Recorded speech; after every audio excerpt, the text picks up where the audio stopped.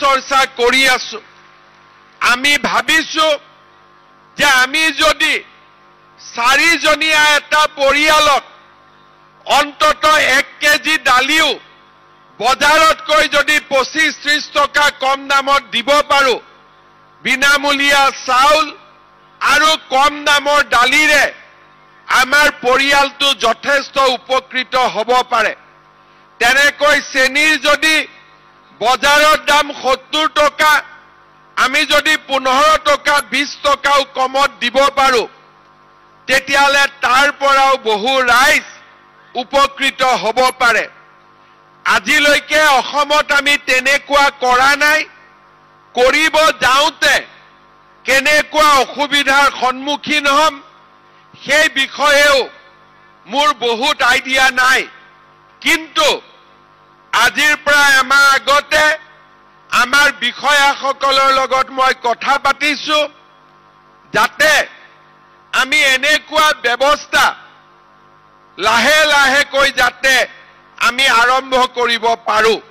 এই বিষয়ে ৰূপৰেখা প্ৰস্তুত কৰিবৰ বাবেও মই খাদ্য আৰু অসামৰিক যোগান বিভাগক ইতিমধ্যে দায়িত্ব দিছো আৰু মই আশা কৰিছো যে আমাৰ এই বছৰৰ বাজেটত এই বিষয়ে আমি কি কৰিব পাৰো তাৰ উল্লেখ অসমৰ দুখীয়া দৰিদ্ৰজনৰ বাবে আমি আমাৰ যি সেৱা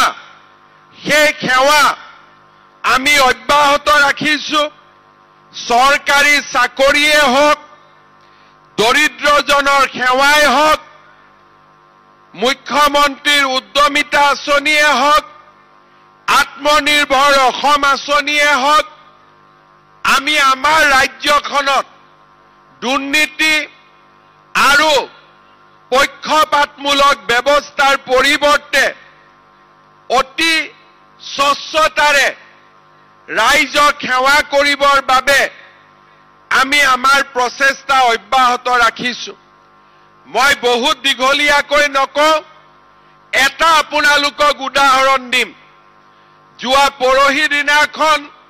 মই যোৰহাটত আছিলো যোৱা কালিও মই গোলাঘাটত আছিলো তাতো মই এই কথাটো উল্লেখ কৰিছিলো অসমত আগতেও চৰকাৰ আছিল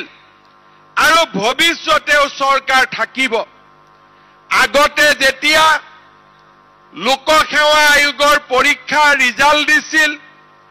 এচিএছৰ ৰিজাল্ট দিছিল এপিএছৰ ৰিজাল্ট দিছিল মিঠাই কাৰ ঘৰত খাইছিলে মই মন্ত্ৰীৰ নাম নকওঁ মনত দুখ পাব সেই সময়ৰ কংগ্ৰেছ দলৰ ডাঙৰ ডাঙৰ মন্ত্ৰীৰ জোৱায়েক বোৱাৰীয়েক খুলখালিয়েকে এই এপিএছচিৰ চাকৰি পাইছিলে পৰীক্ষাত মেট্ৰিকত ফাৰ্ষ্ট ডিভিজনো নাই হায়াৰ সেকেন্ডাৰীটো ভাল ৰিজাল্ট নাই তৃতীয় শ্ৰেণীত উত্তীৰ্ণ হোৱা ব্যক্তিয়েও কোনোবা বিষয়াৰ যদি বোৱাৰীয়েক হয়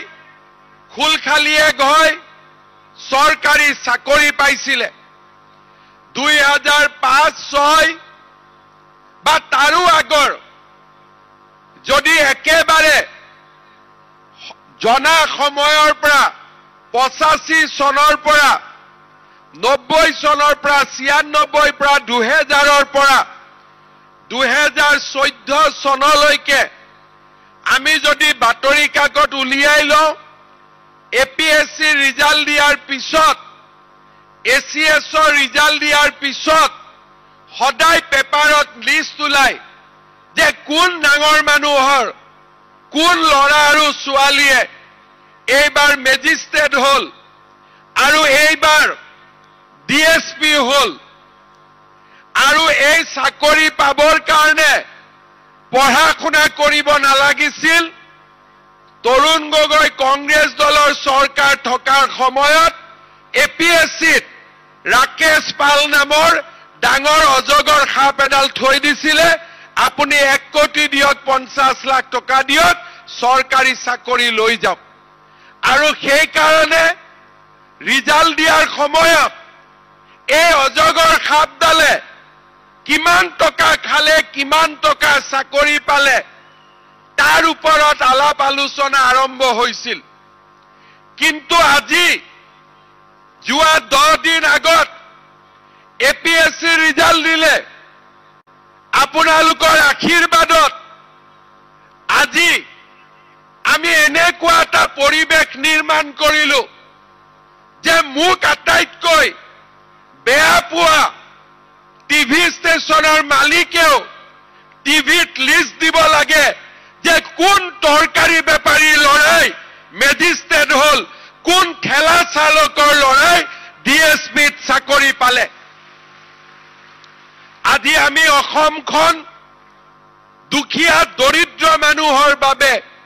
আজি আমি নিৰ্মাণ কৰিলো কোনোবাই কয় যে বিজেপি দলে ভাল কৰা নাই মই তেওঁলোকক এটাই কথা কম মোৰ এইখন হাতেদি মই মুখ্যমন্ত্ৰী হোৱাৰ পিছত 1.5 লাখ ল'ৰাক চাকৰি দিলো আৰু মই যদি 1 লাখ টকাকৈ ললোহেঁতেন মই 1500 কোটি টকা মোৰ ঘৰত মই জমা কৰিব পাৰিলোহেঁতেন আৰু চাকৰিৰ কাৰণে মাত্ৰ 1 লাখ টকা দিবৰ বাবে কোনেও আপত্তিও নকৰিলেহেঁতেন কিন্তু আজি চাকৰি কোনে পায় অসমত ঠেলালাৰ ল'ৰা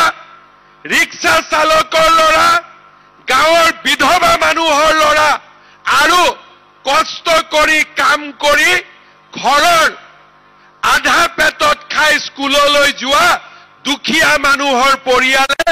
আজি অসমত চৰকাৰী চাকৰি পায় যি চাকৰি